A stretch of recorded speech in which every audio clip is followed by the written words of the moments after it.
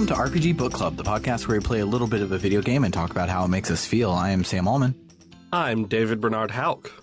I'm Maddie Grace Webben. And I'm Trish. And today we will be playing the ending of Persona 2 Innocent Sin and all of the names from a hat of which that entails. But before we get started to talking about all of that, how was everybody's week? Terrible. Next. Yeah, mine's been tentative. So the weekend was nice. What did I do on Saturday? I don't even remember. But on Sunday I had my DSA chapter's local convention, which was honestly excellent. Here's the thing. When these conventions happen, as a leader, as not just a person with my own skin in the game, my own political beliefs, but also an actual leader responsibility, there's a few things that need to happen for me to consider a convention or meeting to be quote-unquote good. Okay? The main thing is good posy vibes, comradely conversation and discussion. Debate over actual things and not debate over stupid bullshit that doesn't matter. So we call that substantive, right? Are we debating actual political questions? Do we feel like the debate was worth it and actually is helping us do important work in the real world? And then also, like I said, good vibes, good faith, and people interacting with each other and feeling positive and jazzed up about things. I also prefer it if in the debate we come to some decisions and votes that go my way on at least a couple of things. Not everything, just, I like to get a couple wins because I have certain political beliefs. That's my bar. It's relatively low. Posy vibes, maybe a win or two. Turns out I got posy vibes and 100% win rate. Nice. It was fucking great. Every single thing I wanted to go a certain way went the way I wanted, which again is not even a requirement for me to say that something went well. But it did. So it was awesome, and the vibes were extremely good. So by the end of it, everyone was like, man, what a great time we all had. I'm glad we had all this great conversation. And I'm like, yeah, and also, I do it again. So that was really fun. Sunday was great. Ever since then, it's been really lousy. My parents are visiting in 2 days, and, parents being a tran, it's always difficult. It's shenanigans. I had to send a very difficult email, and then I had a difficult phone conversation, and the outcome of the phone conversation was actually not that bad. It's, sometimes you wish for you're kind of hoping for a yes or a no, or you're hoping for like a sign from the universe that something is either good or bad, and instead you kind of just get a vague, non-committal shrug, and it's honestly kind of worse than a yes or a no. Yes. So it's like you're hoping that by the end of this conversation, I'm going to know a little bit better how to feel about this whole situation, and then you're like, yeah. So that's where I'm at, which is not the most fun thing in the world, but whatever. You can't win them all. So So Saturday's going to be maybe it'll be really good. Maybe this will be the first step in rebuilding a relationship with my parents. That will be nice and good. Or maybe it won't be that way at all. Who knows? You'll have to tune in next week to find out. Well, I hope it goes good. I'd like to not be the only trans person I know who has a very good relationship with her parents. I also would hope that. And like I said, it didn't go terrible. It didn't go terrible. I just wished I wish I had a little bit more of a feeling about how it did go. Right? So yeah, it was exhausting though, that's for sure. So we'll next week will be whatever it is. Or next week, Friday, Saturday will be whatever it is. Fun. Having a 5-year-old is a lot. Having my 5-year-old is a whole lot. And these last couple of weeks, Scarlett has developed 2 absolutely mind-boggling, irrationally frustrating habits. And one of them is that she still refuses to listen when you're talking, but now she gets mad that she wasn't listening. So, for instance, I will be like, hey Scarlett, I love you. Have a great night. Snuggle up in bed with Glow Bear. And she'll say, huh? I was like, all I said was, good night. I love you. And she'll be like, no, what was the other thing? And I was like, I'm like, I just was saying goodnight, I love you, and snuggle Glober. She's like, no, what were the words? And then she spirals into screaming for 3 hours, and she doesn't even remember why, because she's just cranky and she's 5 and big emotions are hard when you have a little body, etc., etc. I know all of the science behind it. It doesn't mean that I like it. And I hate that I relate to that. yeah, it's super duper frustrating. And so those, you really just kind of just have to wait them out, because she doesn't believe you that you're saying what you said. And so you just hope she forgets that she's angry and you do something else. I think that you should tell Scarlett that you're going to cancel her for invalidating your lived experiences. The other thing that she's doing is even more mind-bogglingly frustrating, but Karma hates me and made it even worse. So she has the irrational fear that we're going to vacuum up all of her toys, and they're going to get sucked into the big pet turbine vacuum that we have that has brushes and stuff where like it'll mangle whatever it sucks up. And so she does not want us to vacuum the whole house. She gets super mad and won't let us do it. And no matter how many times I'm like, Scarlett, your toys are big. The vacuum sucks up small things. We will not. It is impossible. The other day, there was a clog in the vacuum cleaner hose, and somehow, I don't even know how, like one of her toys was actually in the hose and was what was causing the oh no! And she saw it. So now she won't believe me that it will never happen, because the only thing me and Summer can think of is if it was like wedged in the couch, and when we were like getting like food debris and stuff in between the cushions, it was down there and got sucked up in the tube, because every other time we're like using the tube, we have one of the attachments on the end, which would then be too small of a hole and toys could not fit through it. So that's like the only thing we could think of is super unlucky one thing happened. And so no matter how many times I try to tell her it will never happen, she'll be like, but it did happen. I was like, yes, but it won't happen like this. And also the room is entirely clean. There's no toys on the floor. It will not happen. Sam, and she's going to be unpacking this trauma like 30 years from now. She 100% is. And then they told me, and I could never trust them again ever since they sucked up my toy into the vacuum. It's been a lot. And the other night, I got her to bed at like 10:30, but I got her to bed at 10:30 without any breakdowns, and that's close enough to a win for me. Her bedtime is like 7:30, so it took 3 extra hours, but there was no yelling, so I'll take it. So yeah, kids are the best. Everyone should have kids. Love the experience, but yeah, maybe not 100% of the entire experience. A little late there, bucko. Having kids seems like it's like the kind of video games that me and Bernard are always joking about that we like, like it mostly just sucks all the time. But no, it's actually really great and you should totally play it. That's exactly what it is. Maybe that's why I don't want to play Dark Souls or anything. I'm like, I don't want to be challenged and then find the fun in it, because that's my everyday. Is being challenged by a 5-year-old. Having a kid is the Halo 1 level 7, the flood of things you can do with your life. Yes. But one day. What about you, Trish? So last week around this time, I got mysteriously ill, and I don't know what it was for sure. I went and got a test, and it was negative for COVID, but it sure was a respiratory illness that also gave me nausea and has left me with a lingering cough and an inability to breathe through my nose well. So I think that might have been COVID. It probably was. So a lot of I several- read that. Yeah. Yeah, a lot of people in my life test negative when they start showing symptoms, but then they'll test positive like during the height of their symptoms, which is frustrating because you're contagious when you start showing symptoms.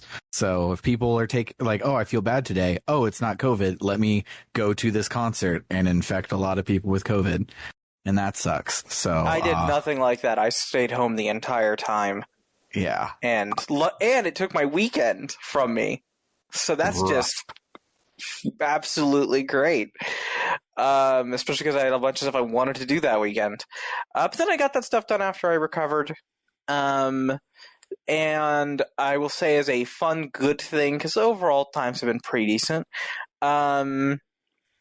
I've went through. I don't think I started before last week, but me and one of my girlfriends went through. I've been showing her Trigun, and we finished that. She was super into it, which made me very happy. Because that's one of my favorite anime, and one of my greatest loves in the universe is going through something I adore with someone I love. Yeah, of course. And seeing that love reflected back, even in a small portion.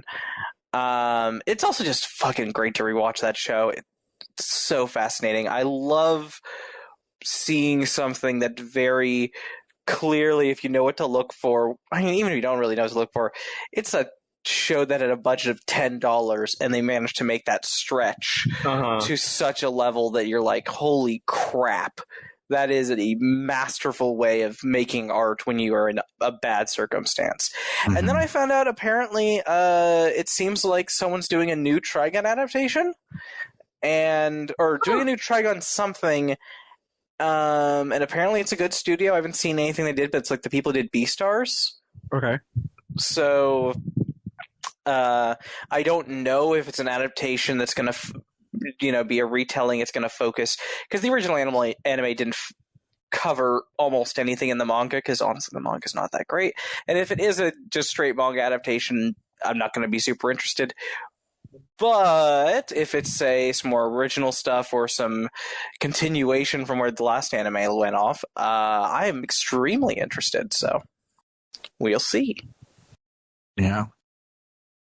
So Beastars looks pretty cool, but it's CG, and Ghost in the Shell standalone complex CG sequel and Cyborg 009 CG sequel both are fucking hideous, and I could not even watch them to see if they were good or not because they were ugly. Beastars pulls it off and looks okay though, so maybe it'll be okay with Trigun. But yeah, I've not been a big fan of a lot of CG animated anime, but from what I understand, like everything this studio has done, which I believe they do mostly or only CG anime, they've been really good. So I mean, that gives me better hopes than... Yeah, I'm in the same spot. I've never seen a CG anime that I thought that didn't just make me say, man, I wish this was not CG. And I don't think it's impossible for that to be good, but I have yet to see it done in a way that I thought was good. Yeah, I like the transformation sequences in Sailor Moon Crystal, and I like all of the sequences in Tokyo Mirage Sessions Sharp FE, and those are the only two that I like. So it's not a very big list for me. I don't like that.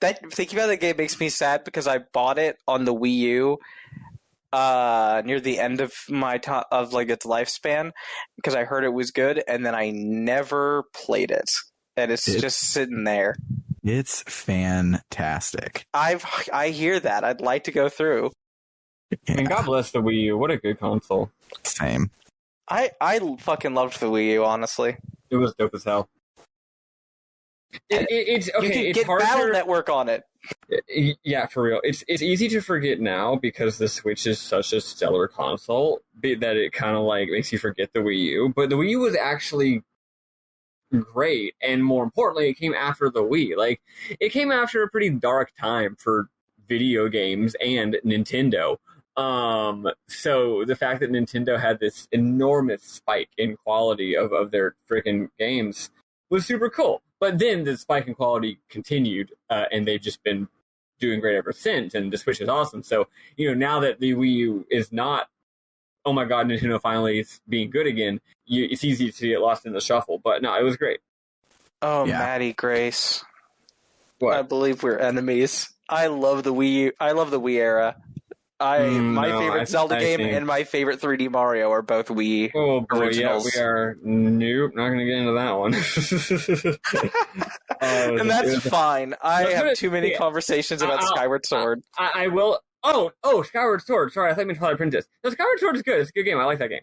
Okay, good. No, Twilight Princess on the Wii. No, play that on GameCube. Even though I'm a big defender of Skyward Sword, I legitimately forgot that game existed for the duration of that sentence you said. No, how about that and Galaxy 2?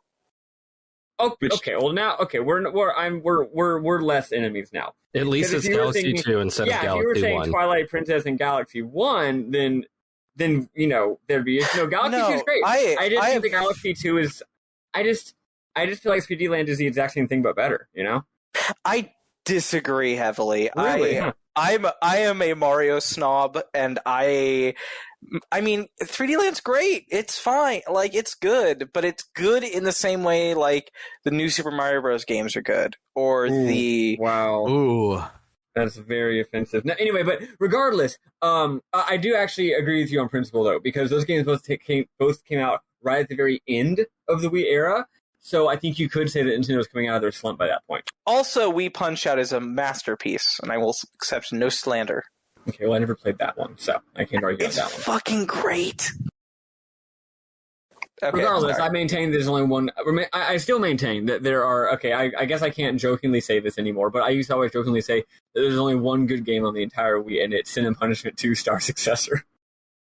I've heard that was good. But you're right though; those are also good. Speaking of game consoles that have like 3 good games, let's talk about the PSP release of Persona 2. For real, very good segue, Bernard. Fantastic segue.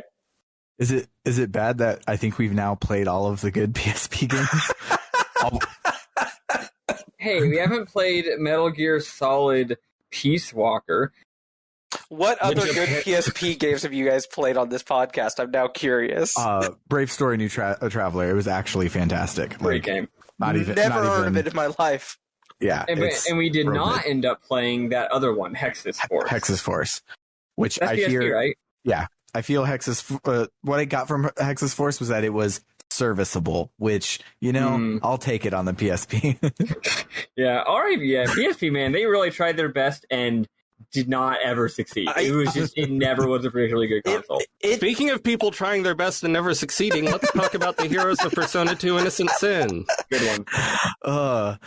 I think we got to like 6 attempted segues between me and Bernard there.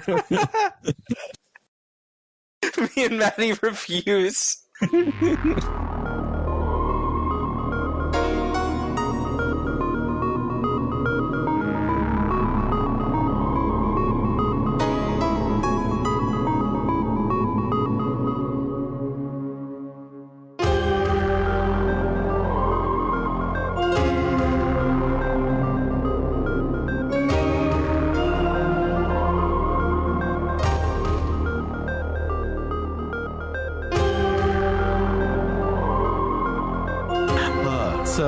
Bernard, what happens in this game this week?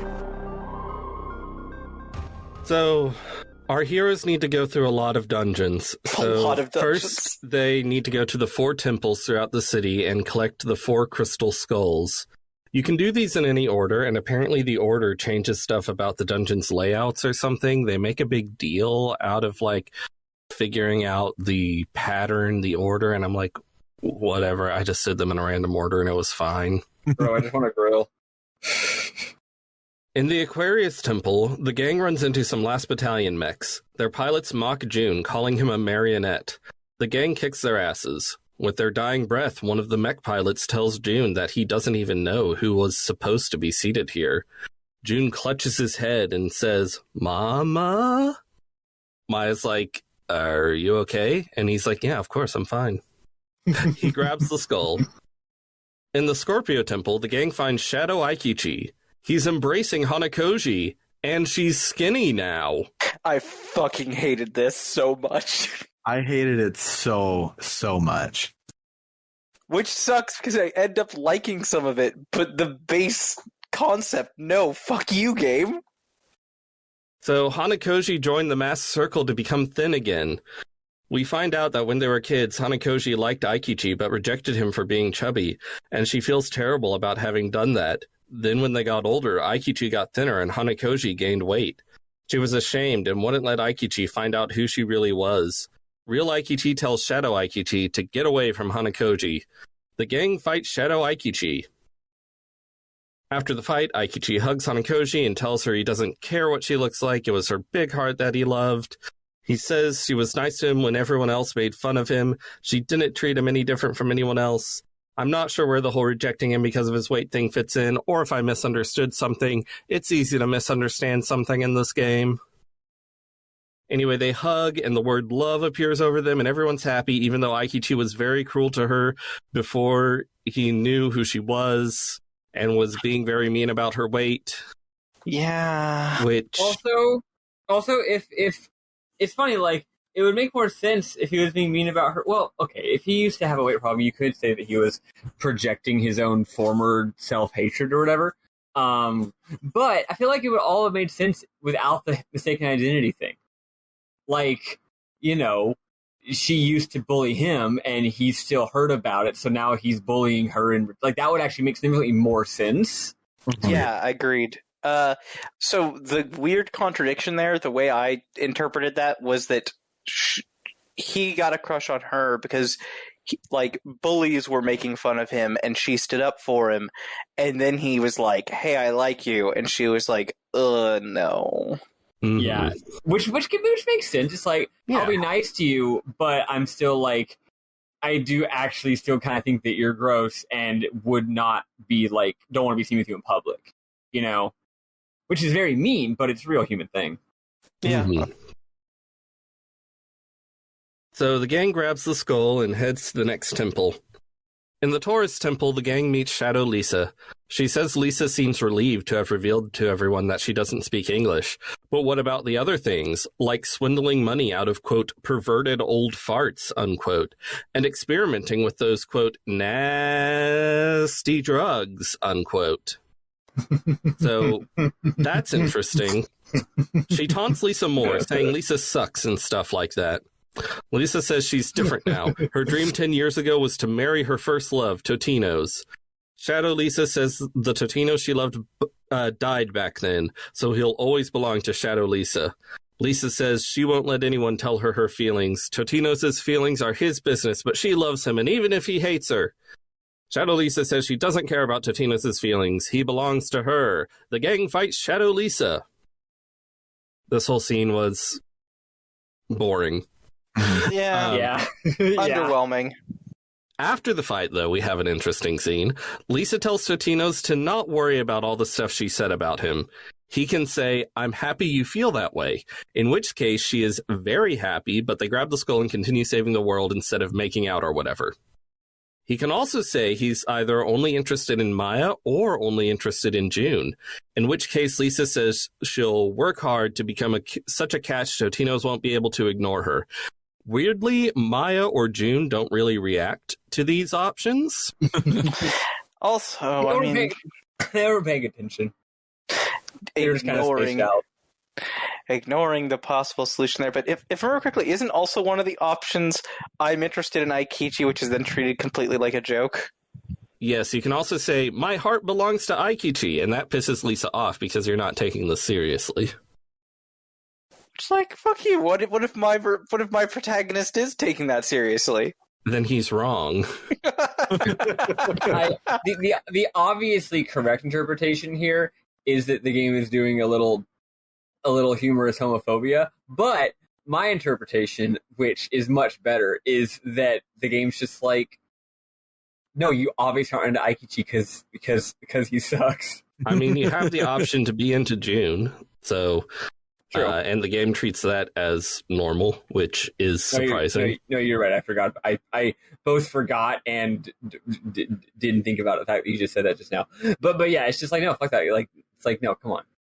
Him? I do like the fact that the game treats that as just like an option, an interpretation, and it's not like homophobia, as you said.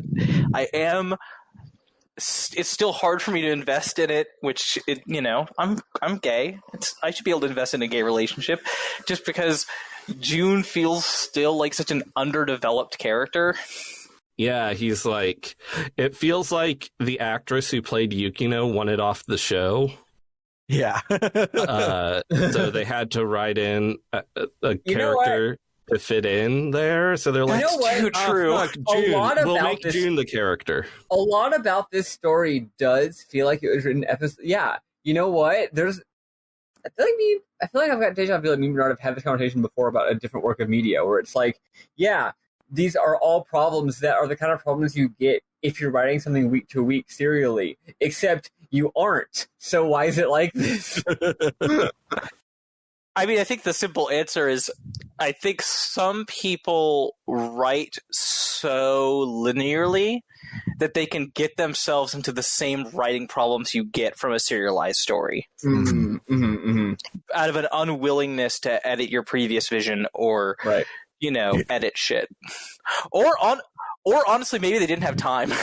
Yeah, and also I can't imagine, especially with like time scales, I can imagine because ideally you have the script of your game written like in pre-production, right? But I can definitely imagine a situation where like you got to get the script out the door, or like, I mean, it's a game, so you're working on it. I know you're actually working on it like in tandem with other things, of course. It's not literally like a movie, right?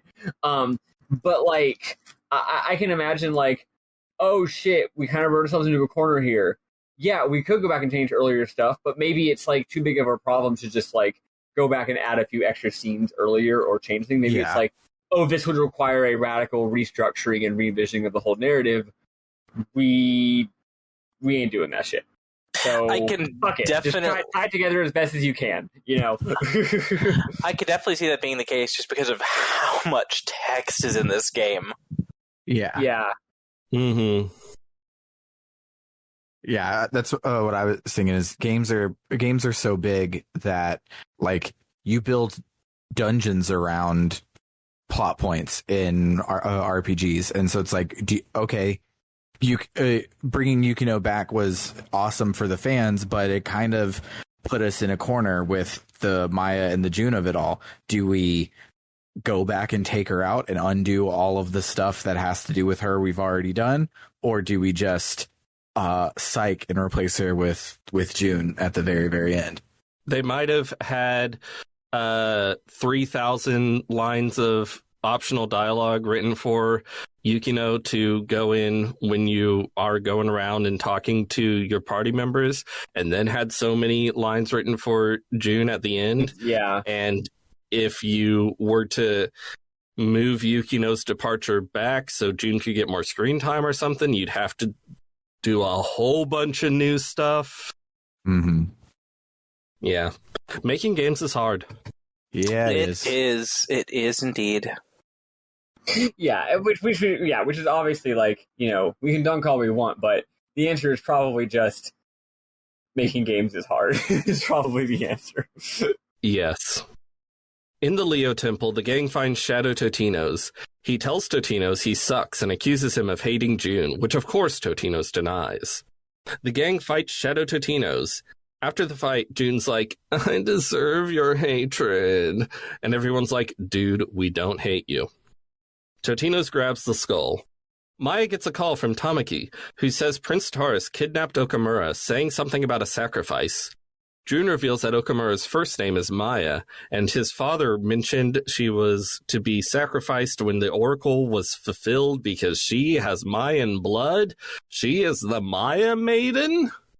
So now not only do we have all this stuff, all these different things called Maia, we now have a second character named Maia. And also at this point, I've given up on differentiating when it's an I and when it's a Y. You just are going to have to intuit that.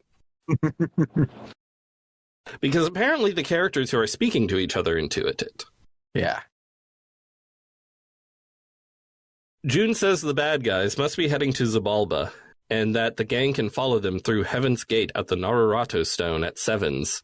The gang heads to the Narurato Stone, now engulfed in a pillar of light, and they're transported to an underground river which June says leads to Zabalba. The gang steals the last battalion boat. Maia drives it very poorly. It's funny, I guess. Then Totino's takes over. I thought it was. I thought it was funny. I thought it was decent. I'm very easily pleased, but it's a running joke. Person is bad at doing thing is one of the fundamental food groups of comedy, and as someone who is bad at most things, I'm never gonna not laugh. I get you completely. And it's also specifically the flavor of person who's bad at doing things but is very confident they are not. Yes, for sure. Yes. So they tumble down a waterfall, but they're okay. They arrive at Zabalba. As the gang heads into Zabalba, they see a scene from the past.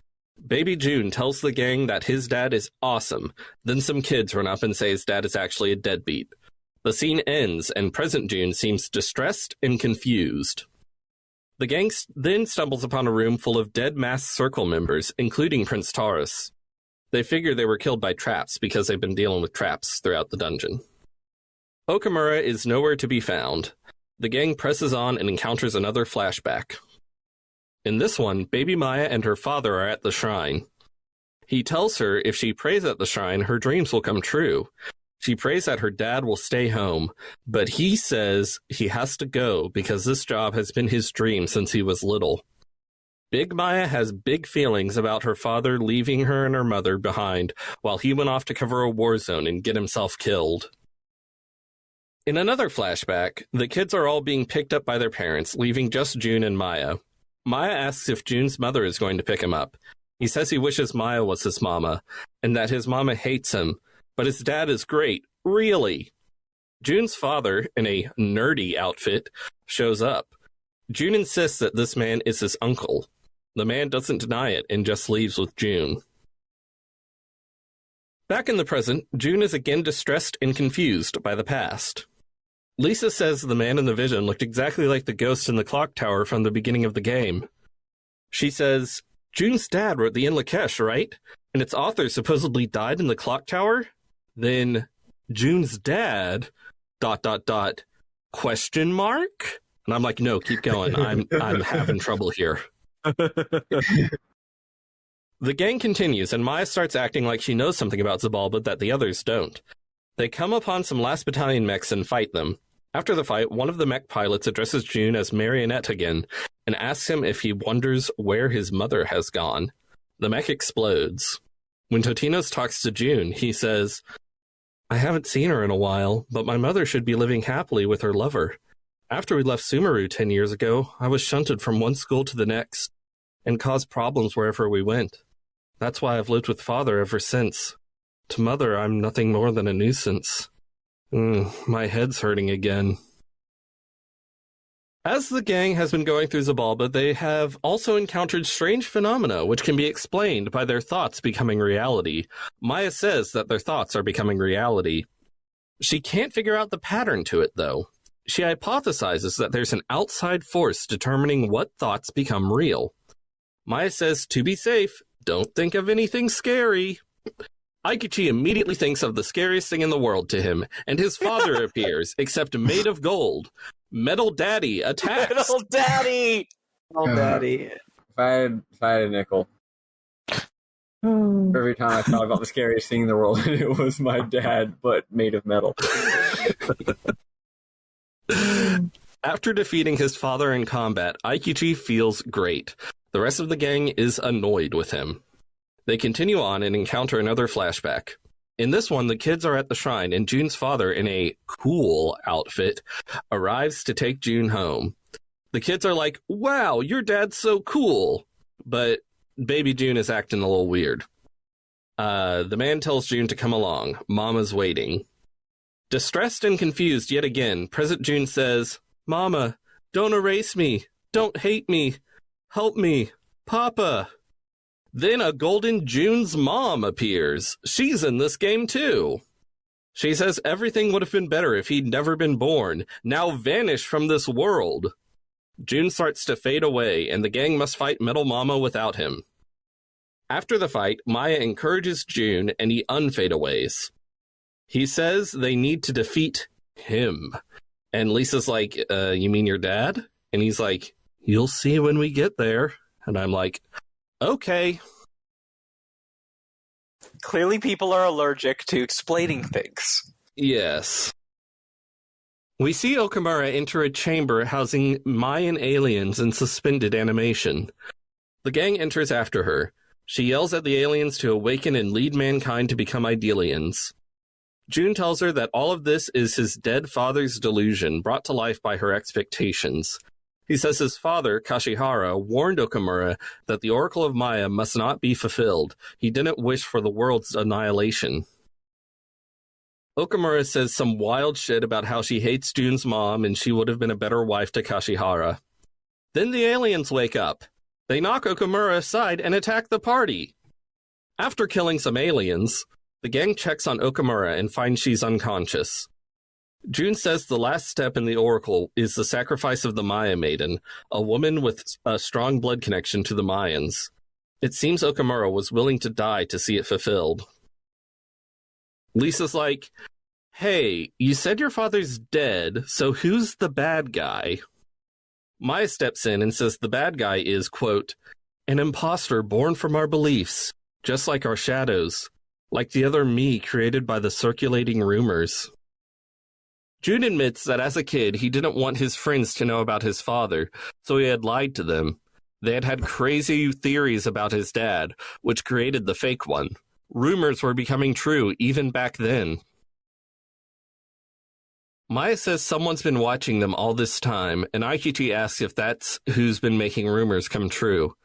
June says it'll be faster to ask him in person. They should meet him soon.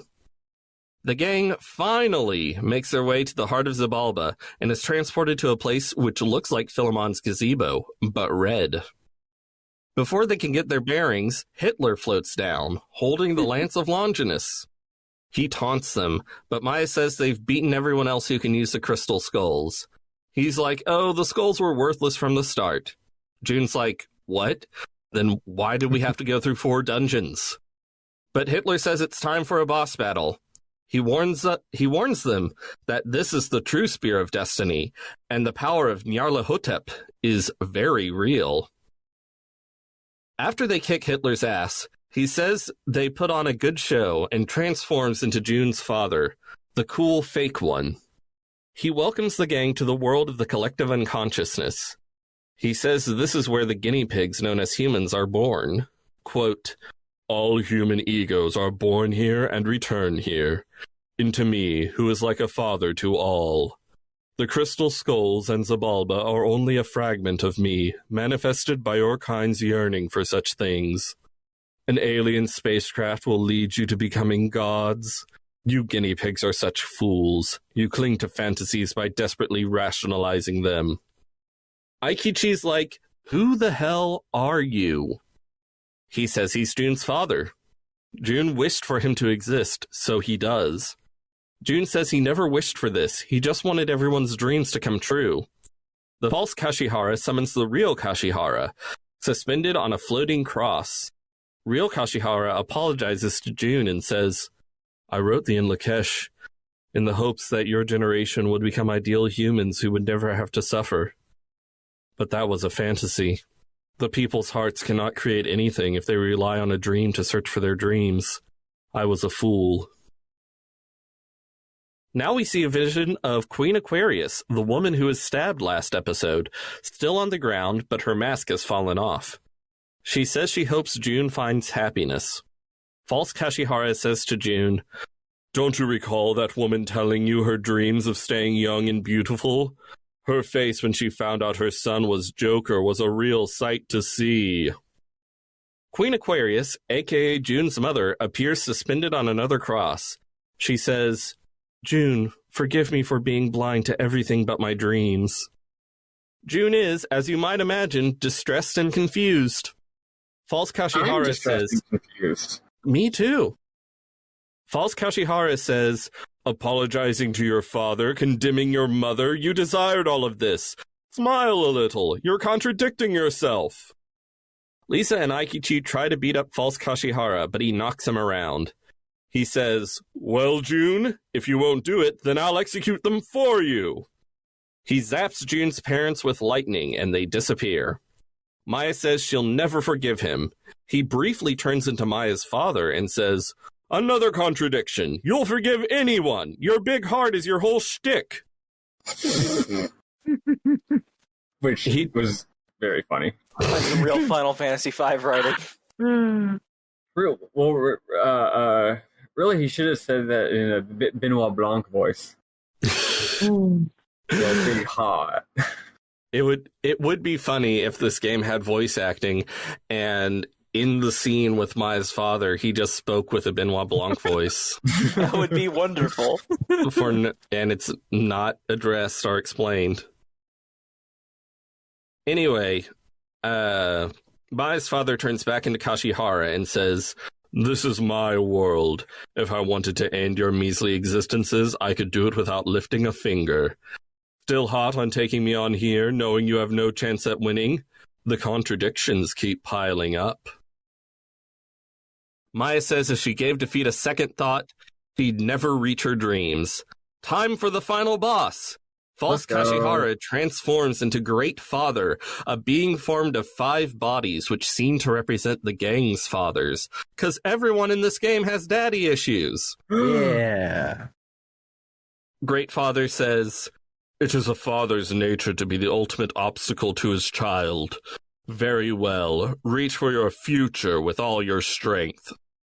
The gang says they'll create their own futures. Then they fight. After the fight, Great Father says, "Incredible. I've witnessed the power you've fostered. Well done." Great Father takes the form of Kashihara again. That motherfucker Philemon appears and says, "As playing the role of a father made you soft-crawling chaos, Nyarlathotep, I think now you should better understand what I said." June's father, a.k.a. False Kashihara, a.k.a. Great Father, a.k.a. Crawling Chaos, a.k.a. Nyarlathotep, says... A.k.a. Hitler. A.k.a. Hitler, says, you were right that these humans may make for good test cases." Lisa's like, Philemon? What the fuck? Philemon says, "We are the sources of people's souls, incarnations of the collective unconsciousness, invisible from one another. Indivisible from one another, excuse me, sorry. We have watched man's strivings for eons. I lead those with strong hearts, and the crawling chaos drags the weak into the abyss. All of this is to ascertain if man's souls, riddled with contradictions as they are, can evolve into something whole. You all showed that potential. If there were more like you, man could someday reach a perfect state that understood its purpose." Maya's like, "So this was all a plot by you two?" Nyarlathotep says, "It'd be more accurate to say just you.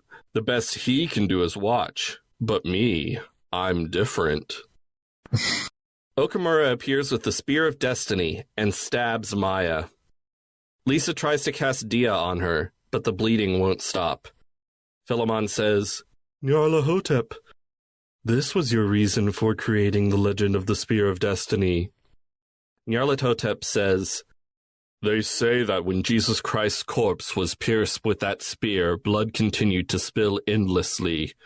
You humans have passed that legend down for 2,000 years. It's one hell of a strong rumor. A fatal wound would take effect immediately." Maia tells the gang she realizes what's worse than being forgotten. It's chaining down others. She tells them to forget about her. They say no, she'll recover from this. They'll be fine. Maia says, "Listen to me. Anyone has the power to achieve their dreams. Don't worry. I'm sure you can all..." Maia dies in Totino's arms. Nyarlathotep says, "Anyone has the power to achieve their dreams, eh? Your namesake, deluded to the end, has been sacrificed. The dream is fulfilled. And out of respect for that, I'll grant you the dream of destruction that you humans always wanted." The Oracle of Maia is fulfilled. We watch as human civilization is wiped away. Nyarlathotep says, "You've all learned something important here, the undeniable truth of the world that some things cannot be changed. I am the shadow of humanity. As long as there is darkness in your hearts, I'll never go away. Behold the crawling chaos's final ordeal. He turns into a freaky monster and flies away with Okamura. Philemon says, "There is one way left to change things, to erase the fact of your meeting on that summer evening. The first strings in his wicked web of fate were spun on that day. If that one point ceases to exist, it will give rise to an alternate timeline, one which does not lead to this tragedy. They have the power to change the flow of history and stop themselves from ever meeting each other, but they'll lose the time they spent together. Philemon says there is no other way, and if they want to defeat the crawling chaos, they must create a new world where people don't wish for destruction. The gang is determined to move forward with this, but say they won't forget each other. Philemon tells them to focus on their new reality, and the power of their will lead them to a new state. One by one, June, Aikichi, and Maia's body disappear. Lisa steps up to Totino's and kisses him. Just a little something for luck. I'm sure I won't forget you now, Totino's. Lisa disappears. Philemon walks up to Totino's and says, Now we will not see each other again for some time. Is there anything you would like to say before you go? Totino's can either thank Philemon or hit him. If he thanks Philemon, Philemon says, There is no need to thank me. I shall pray that you break through the unwritten laws of destiny and remember each other. Farewell. If Totino's hits Philemon, his mask falls off, and he takes on the appearance of Totino's. He says, I am Philemon, a dweller in the rift between consciousness and unconsciousness of all souls. I am you, you are me. I shall always watch over you from within. Farewell. Either way, Totino's disappears. In a Technicolor dreamscape, Aikichi, Lisa, and June appear before Totino's one by one and promise to meet him again. We see flashes of the gang living lives that resemble their old ones from before the adventure, but they're different. Lisa watches Totino's from afar at Sevens, still crushing on him. Aikichi has band practice with his friends. Hanakoji is there, and is thin, interestingly enough. One of Aikichi's friends suggests asking that cool kid Totino's DiGiorno from Sevens to join the band. Aikichi says it couldn't hurt to meet him. At a TV studio, Jun congratulates his mother on a great performance. He tells her he's decided to become a teacher after graduation, like his late father. They seem to have a good relationship. Lisa, Aikichi, Jun, and Yukino's paths all happen to converge outside a train station. Totino's walks past as Maia hurries out of the station, running into him and dropping her things. As Totino's helps her pick up her stuff, they look into each other's eyes. Maia smiles and says something we don't get to hear. Across the street, we see Philemon's butterfly. After the credits roll, the phrase "always by your side" appears on screen. The end. Yeah, so I was watching the game movie of this, and I thought that, like, for dramatic effect, they had picked the bad ending, because this feels like the December ending for Persona 3 type thing. And I guess technically it is the bad ending because there's another game, but it was a very, I was not expecting that, because like these are the sort of like monkey's paw type things that they give you in the later Persona games when you get to the end, where it's like, okay, well, do you want to give up your memories and go back and make none of it happen again, or do you want to say, fuck you, I'm going to attack God and dethrone him? Type thing. And so when I saw that you could hit Philemon, I was like, oh, that must have been the one for the good ending. But then the Let's Play did both options, and both options lead to you doing this instead. Did you really think there was any reality in which this group of 5 people manages to avert a tragedy? Damn! Fucking owned. Wait. What? Yukino told us to not let Maya drive, and we're about to let her drive the plot. Oh no! Oh no! Yeah, I gotta say the game's been losing me for a bit. But you can, it's kind of cheating to just throw a really good ending on something and hope it just redeems it all. But it's kind of a cheap trick. But good ending. Honestly, I agree completely. The game was losing me for a bit. I have some positive stuff I do want to talk about a little bit when we get to memorable moments, but I enjoy the concept of the bad guy kind of planned too hard, and the apocalypse was almost unstoppable no matter what our characters did. And so their only recourse, once it hits a certain point, is just going back and starting a new timeline. Well, here's the thing. We're totally fucked. Maybe we can go back in time and change it from ever happening. That's the plot I've seen a bunch. Sometimes it means you go back in time a little bit to stop the one thing that you did just a little while ago, like if you're like Homestuck, or if you're Zack Snyder's Justice League, also normal Justice League, but I didn't see the normal Justice League. We don't talk about those movies. Yeah, but nah, that's how Justice League rules. It's a great movie. But anyway, the point is, it's a pretty passe plot. But when you do it at the end of your game as a cliffhanger, much better, much better. Well, and what I think specifically is different about the use of the trope here is it isn't a let's fix everything. It is this is our only option. And in doing this, we are permanently altering the scope of our lives, and we won't even remember any of this happened. This is a solution that fucks them all over in a way they can't it's the kind of maybe enough of this timeline will rub off on us that we'll get we'll remember or will happen to come back together again. But that's not something they can know, and that's not something they can really force. And that's interesting because it means that this is a loss for them, even if it's a win. Well, sort of. What's interesting about it to me is that it's a sad ending from our point of view, watching the story, and it's a sad ending from the point of view of the characters at the point of making the decision. But it's always funny because, in the new timeline, they don't know what they're missing. Right? That is true. That's true. So it's complicated. It's a funny thing where it's kind of not a sad ending at all when you think about it from the experiential point of view of the people in the new timeline, but from a narrative point of view, after having gone through all of this growth and change, in a sense, it's what I like about it is that it feels sad, but you can't put your finger on what exactly, what are you sad about? You know what I mean? It's pretty neat. It's very neat. I dig it. I also really love. So this has happened to me several times in my life. The most important one for me was Inception. When Inception came out, I was working in the movie theater, and while you're working in the movie theater, you often will go into the movie before it's even over, so you can stand at the front, turn around, and watch people so that they feel bad and clean up after themselves.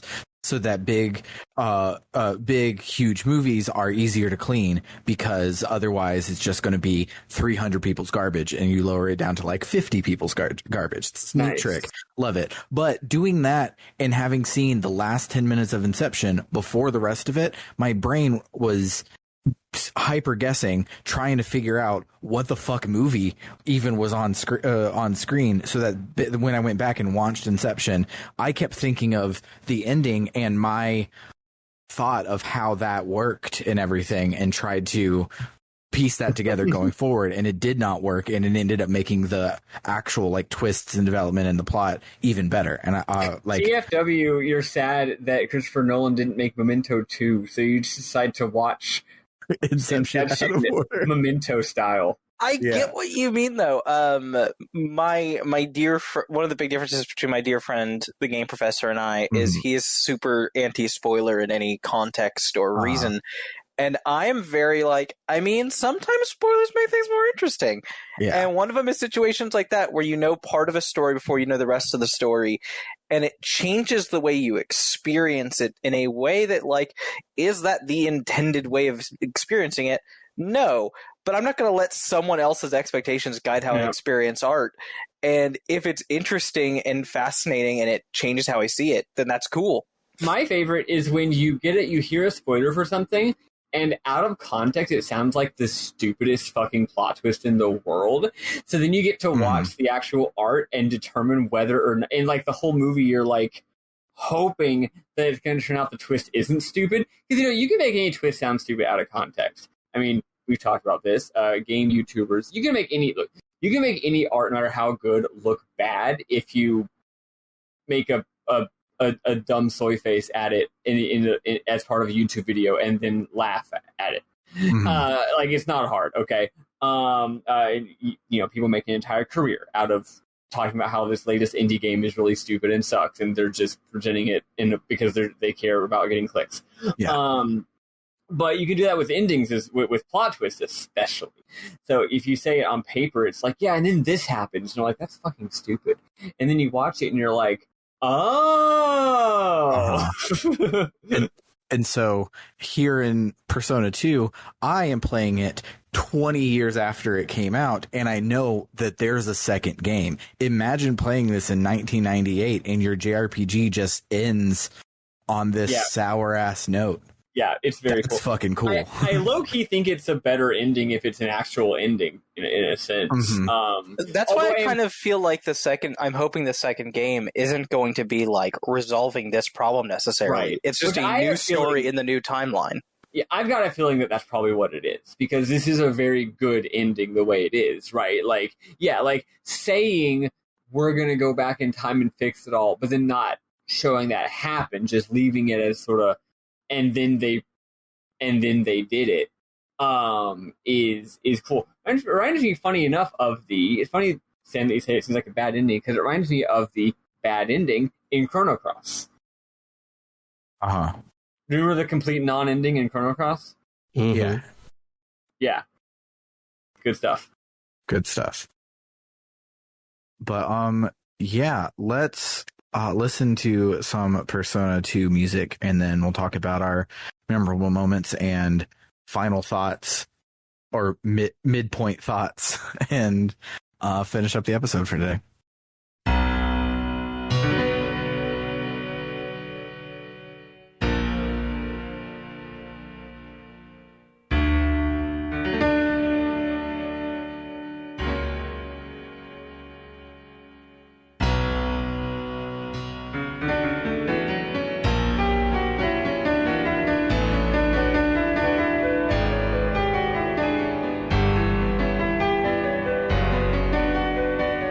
So I only have one because I was watching the video and skipping over NPC dialogue in the video, because I loaded it up today because I vaguely remembered, all the stuff that I have is about 3 hours. That was actually 7 hours of the video that I had to watch in about 2 hours today. So I was skipping over NPC conversations, skipping over boss fights so that I could get caught up.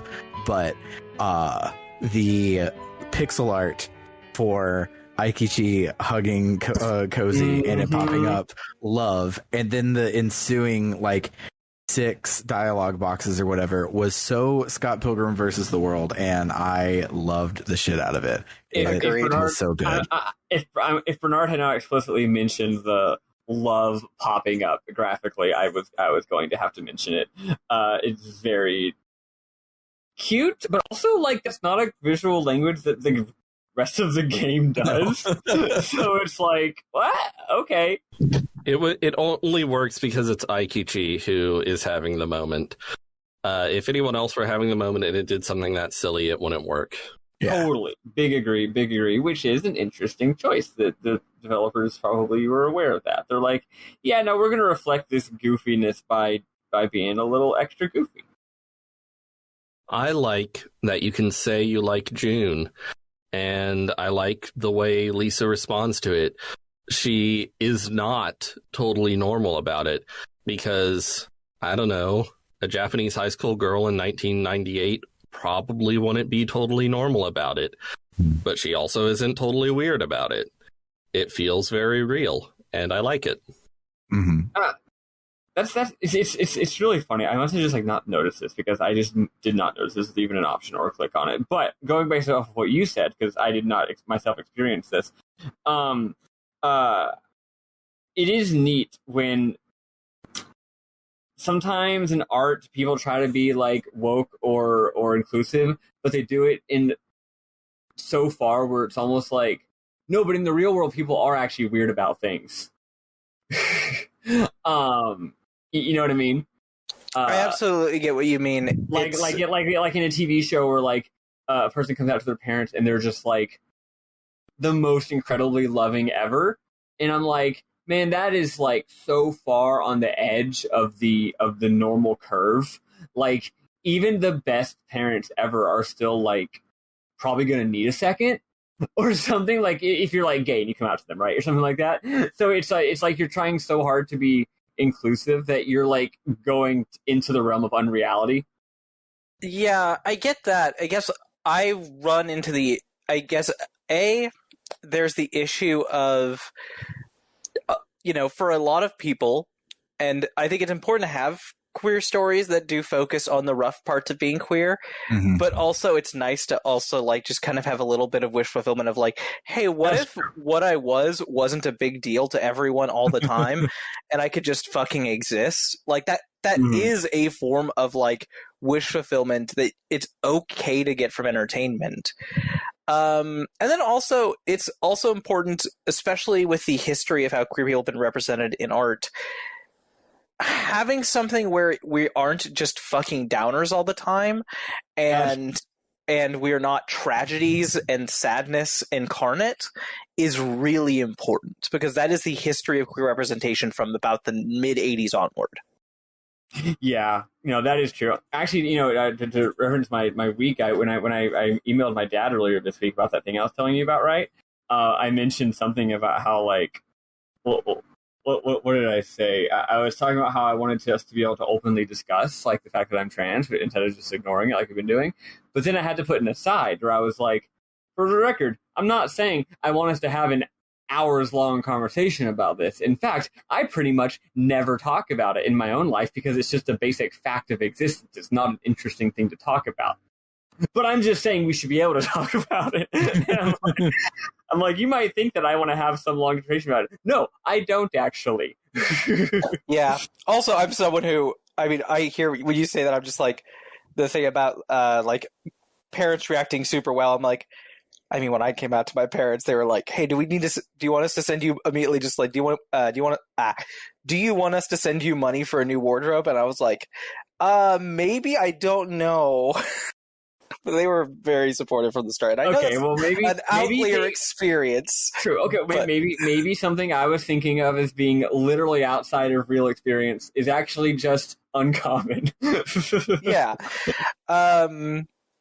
But yeah, no, I definitely get what you mean. Yeah, so Maddie, the reaction to the June thing is literally like her being like, "Oh, really?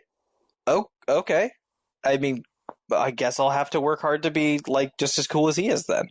Like there is a moment of like, "Oh, I did not even consider that was an option." Yeah. And that's neat. That's actually really neat to me. Oh, absolutely. Although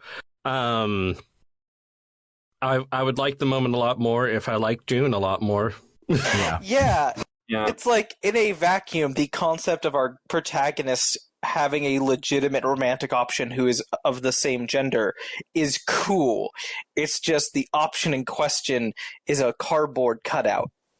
Yeah, but I will say by the end, once you get your big freaking lore dump about June, it's like, I am now fully able to see what they were going for, and thematically there's even a lot of resonance there. But, there's a difference between something existing conceptually and, like, dramatizing it using good writing, and they just really don't. So, I do think I like June now, but only on the purely intellectual, just like, okay, kind of level. Absolutely agreed. Maybe I would like June more if I had taken more time to invest in the optional dialogue, because by the time June was in the story, there were Nazis in town. I was ready to go, and I was playing on a deadline. I didn't do like any optional dialogue, but I did a lot of optional dialogue when Yukino was in the party. So That's true. That's a way your subjective experience can kind of affect how you see the story. Mm-hmm. For memorable moments for me, very minor one, but I've been tracking it throughout the game, so I might as well go back to it one last time. The trans guy in the armor store. I was hoping to get an update on that. Yeah, update on that. There's nothing relevant. It's just about him talking about the Mass Circle fighting the last battalion and shit, because he is a member of the Mass Circle. But when you talk to your party and they comment on him, they don't misgender him anymore. Minor win. Yeah, that's cool, actually. Offset a little bit, the trans woman's just gone. Like, there's just no explanation or anything, just like that map just has different NPCs now. When it had the same NPCs the entire game up to that point, and other areas have not had that change. And I'm like, what happened to her? Where did she go? Maybe they're giving a very specific kind of trans representation, and she joins the last battalion. No! Oh, no. And then some notes about the Leo Temple. First of all, holy shit, June is very horny for Totino's in that dungeon. Like, also, I just found the confrontation with his shadow very interesting, especially because it's his shadow actually talks. And I found the protagonist's characterization interesting in general throughout the game. I think it walked that line of, like, he isn't really a blank slate protagonist. He clearly has a character and a history to him. And we're not really lore dumped about it. We just get snippets of it and hints about it for you to kind of put together and think about, which I think is really fascinating. And this confrontation about it, which is basically just about the fact that he's someone who puts up this image of being like the cool loner punk when he has a lot of really mundane goals and desires that he doesn't want to really commit to or invest in, because if he does, then who is he? Who is he if he isn't the cool kid who fixes his motorcycle in the back of the school and is always playing with a fucking lighter? Like, that is the image he has built up for yourself. And at that age, doing things that go against that kind of self-image is really hard. And it makes him kind of worried that he's a phony. And, like, yeah, that's a real fucking teenage struggle. I can understand that. And that's a very minorly done kind of story, but they definitely put enough notes into it, especially with the ending wrap-up focusing on Totino's actually, talking to the guidance counselor about his future like he was avoiding at the beginning of the game. I don't know. I found that really interesting. I thought that was a neat way to give the main character a character arc while still having him as a silent protagonist. Yeah. Big agree. And, like, I don't care about the character that it ends up being portrayed as. It's like, who cares? Like, can't really relate. But on a formalistic level, like, yeah, I honestly, maybe one of the most impressive things about the game from, like, a craft perspective is, like, how to have a character that is very finely walking the line between player insert, blank slate, but also, like, is a guy. And they did it by, it's not, the details of his life don't matter, but what matters is you get so much characterization based on how people talk about you and how people respond to you. And that's, like, really cool. Which also, you know what? I hadn't thought about this till just now, but you're a teen. You have a lot of things that are ingrained. Okay, not ingrained, you know what I mean. Nature versus nurture, whatever. But there's a lot of things about a person where it's like, yeah, you have a natural disposition due to how you're raised, due to your genes, whatever. You have certain personality types. But you're not a fully formed human being yet. You haven't decided what you're doing with your life. You haven't done all the work that you generally don't do till you're an adult of actual self-creation. So you are kind of a blank slate that also has some specific qualities. Yep. So, like, the main character is in many ways just being the same way that any teenager is. I guess my only other memorable thing to kind of talk about is, and I think this is so weird, as much as I absolutely despise the stuff done with Hanakoshi and Aikichi's whole thing there, I do, against my will, find myself kind of enjoying the romance between them that kind of develops. But it is an extreme, like, it's a thing where I hate feeling this way, where I'm like, I do not think the writers meant him to be this unlikable for me. They meant for him to be a lovable punk character, and I still get notes of that. I still get moments where I'm like, oh, I do like this guy. But then I have to remember all of his fucking worst character traits that the creators probably, like, oh, this is funny.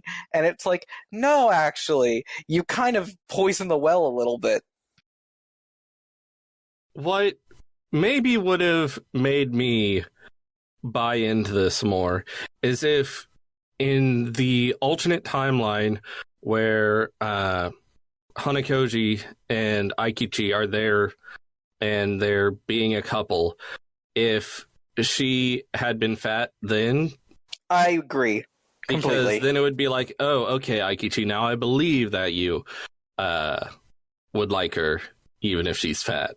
It also doesn't even make sense. It's like, why would she not be fat anymore? Like, maybe, again, generous read is that he loved her anyway, and then she just, went on a diet or something, because maybe they're doing a psychological thing where which is fake. This is only true in media. It's not true in real life, but it's like where, her weight problem was like because of things, Man, this game sure does a lot of things where people are certain ways because of problems, because of psychological problems, instead of just like they are that way, huh?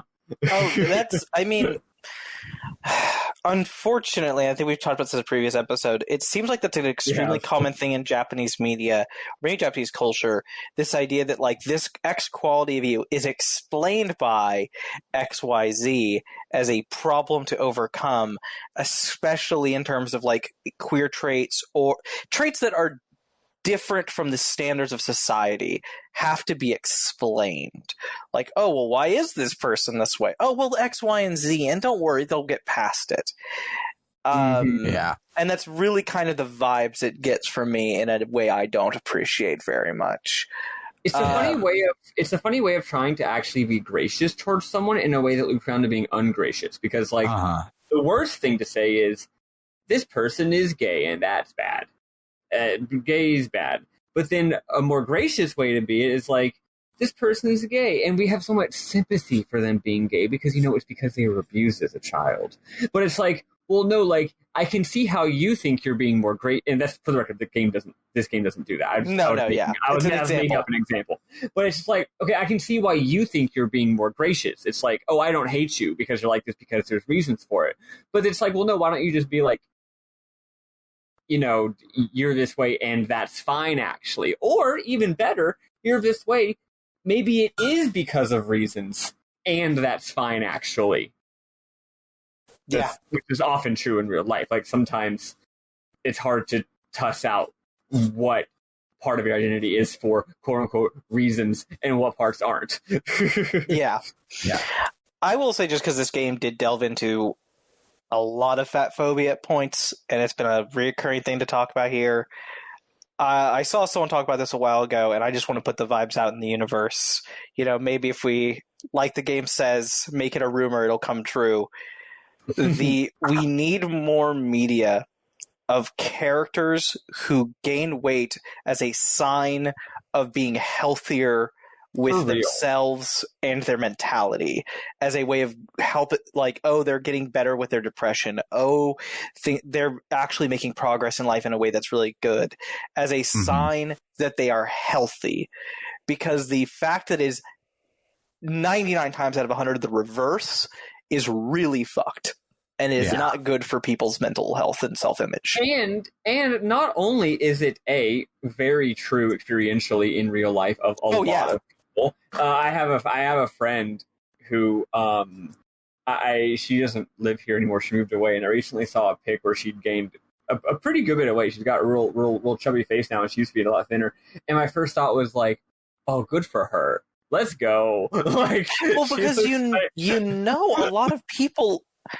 I mean, I know people who are just skinny naturally, but a lot of people who are that size are that size because they're being unhealthy to themselves.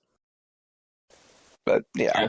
But also historically though, back in the day, like way back in the day, it was like not even as contingent as we're saying. It was like obvious. Like if you're drawing a person who's rich and powerful, they're going to be very large because that's showing that they're not poor and starving.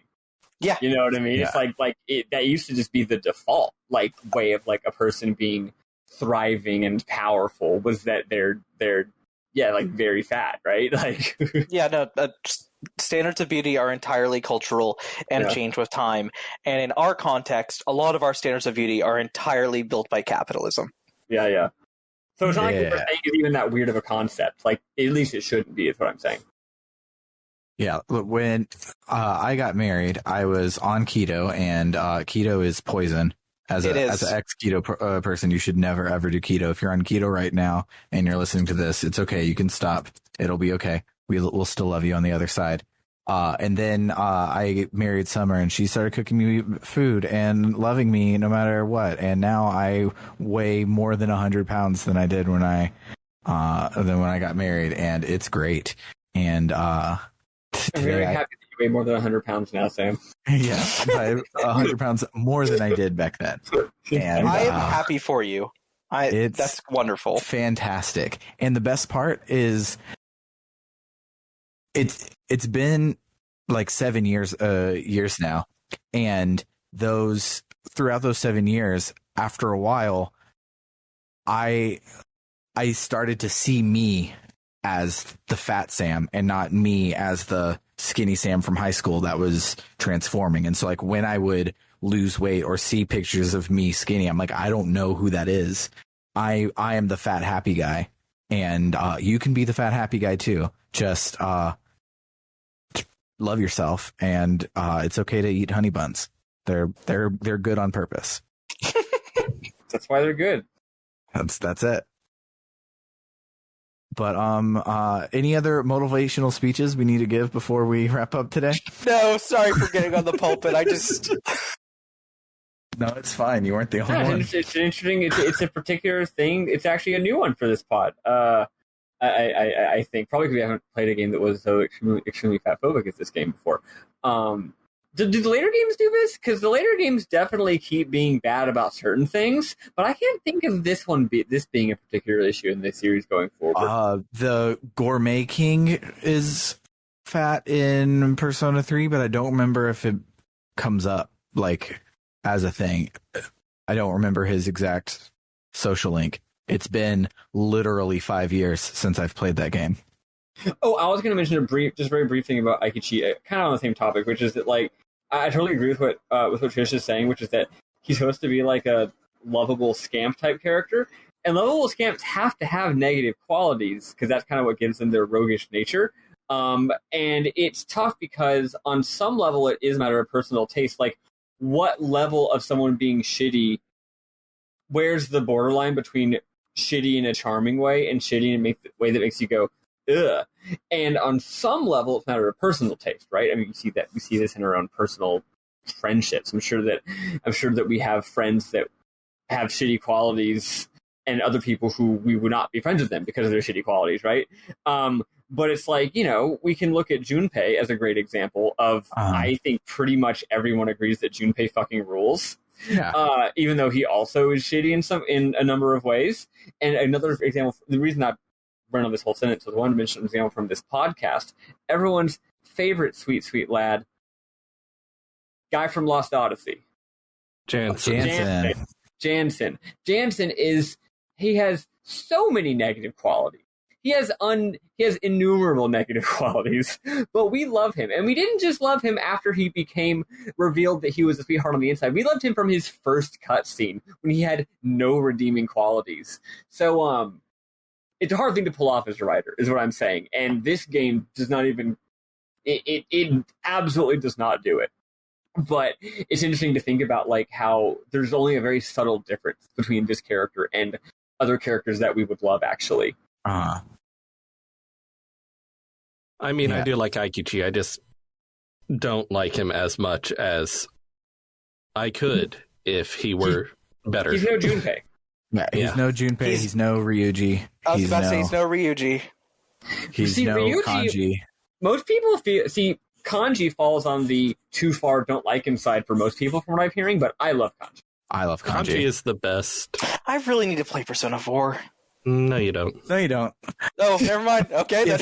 If Nah, you can play it. Nah, that's good. I mean, it's good. It's a good game, but you don't have to play it. You don't need to play That's it. true. There's Yeah, lots of games out there.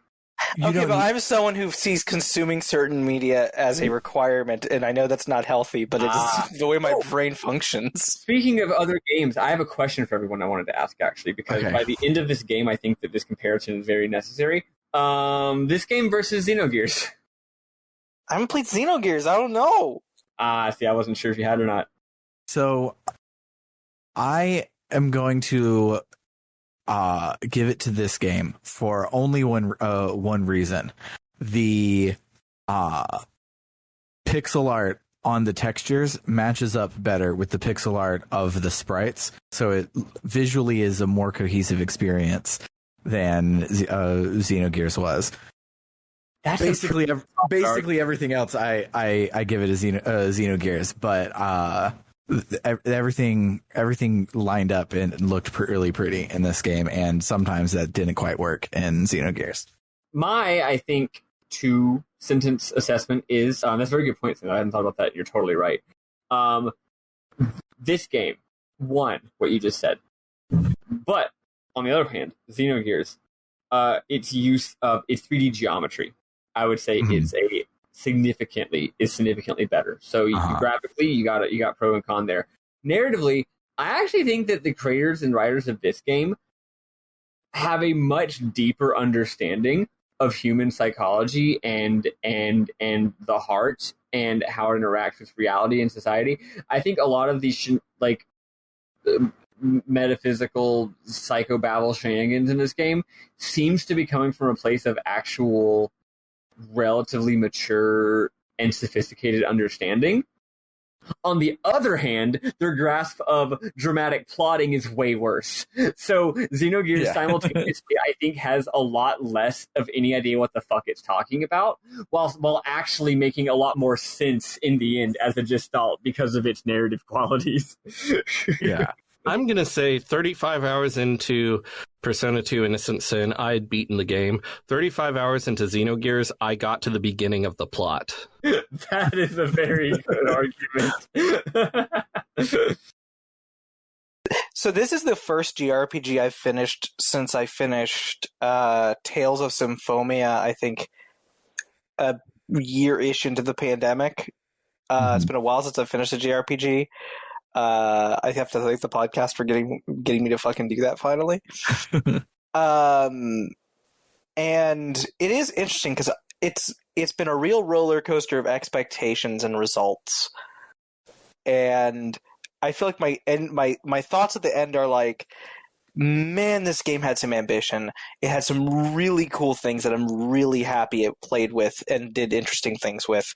But it also stumbled and fell on its ass so many times that I'm kind of left with like, this is an interesting experience. I'm glad I played it. It's not one of my favorite JRPGs, but I really enjoyed a lot of it. And I'm still extremely happy to have played it and talked about it with you all.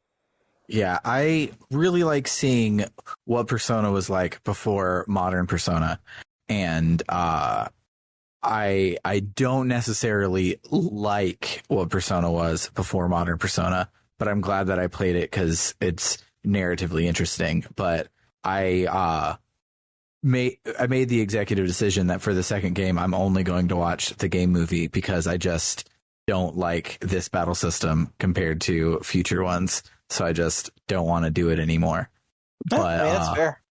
Yeah, I get to be the Eli. We always told Eli, because he would be like, "Oh, I'm a flake or whatever," because I'm only going to watch the Let's Play this time. And we were like, "No, that's valid." And so now I get to be the valid one that just watches the game movie. That's how I went through the Danganronpa games, and that's valid. Yeah, I really, really, really like it visually and narratively. I just still don't really understand how I was supposed to have been getting personas the whole time. Yeah, I have no clue. It's like you had to have double your playtime. Yeah, I don't know. I don't know shit about shit. So I'm going to choose to not do it, especially because I hear the second game is actually hard. So good luck, everybody. But so I pulled up I have a list of my top JRPGs on my phone, and I just added JRPG to it in a vague ranking, which constantly changes whenever I beat one. And actually, I ranked Persona 2 Innocent Sin directly above Xenogears. Oh, wow. The comparison, I think, very obviously begged itself by the end there. Yeah. But yeah, so next week we're going to take a short intermission and we're going to watch one of the Shin Megami Tensei OVAs. I don't know which one. We should have figured that out. Yeah. We'll do one of them. I don't know which one. It'll be in the show notes. I give probably the first one. Yeah. Would make more sense to do. I just don't know the name or anything about it. So it's Digital Devil Story Megami Tensei. Perfect. So we'll do that for next week. And then the week after that, we'll keep on trucking and we'll see how to make a sequel where the timeline doesn't exist. Hell yeah. Very, very excited. Yeah, so I think that'll do it for the week. So if you like what you heard here today, you can check us out on the web at www.rpgbook.club, where you can donate to help us keep the lights on. Any and all donations, including the membership tier of $1 a month, gets you access to polls to vote on what we play next, which won't be for a while because we're doing a big ol' honker of a two-parter game. But you can do polls what we play next. You get access to our Book Club no Kaseki series a month before it hits the podcast feed, and you get a cool green name tag in the Discord server. If you up that donation to $5 a month, you not only get all of the above, but we read out your name at the end of the episode, and it sounds a little like shout-outs to Cerebral Wind, Anthony Lerma, Vimk, Jfro Prime, Eli Bergmas, Doho, and Tuxedo Ken. And then if you really like us and you want to upgrade to the $20 a month tier, we will not only read your name, but we will also plug a URL or whatever of your choosing. And since our luminary is Carr and he is a dentist, he does not have a Twitch stream, so his plug is for your mouth. God damn it. And he says that you should brush your teeth twice a day, most importantly, the time right before you go to bed. But for RPG Book Club, I have been Sam Allman. I'm David Bernard Hauk. I'm Maddie Grace Webben. And I'm Trish. Toodaloo, folks. Goodbye. Bye.